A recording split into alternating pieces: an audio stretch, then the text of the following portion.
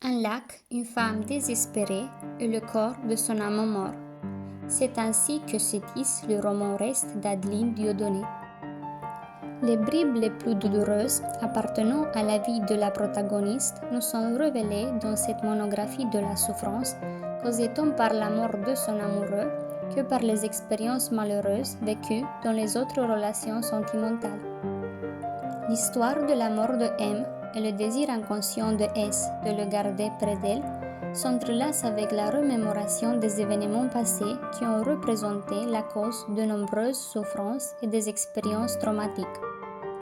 Ainsi S se trouve dans la situation absurde de se voir pendant quelques journées allongé sur le corps mort de M, l'amant qui a réussi de la guérir et de la faire sentir l'amour.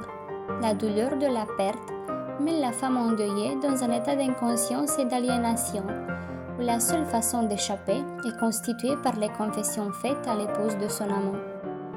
Combien l'a-t-elle aimé, on se demande, mais S n'hésite pas à nous répondre et à nous prouver tant l'amour que l'attachement pour son amoureux. Ainsi, elle avoue, mais la conscience de sa mort a laissé la place à autre chose, une chute infinie.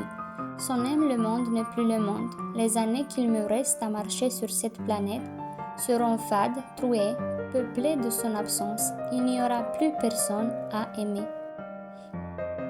Ces mots nous apprennent que la perte du bien-aimé laisse dans le cœur du personnage principal un vide que personne n'aura le pouvoir de combler et que le désespoir est celui qui a encerclé son âme.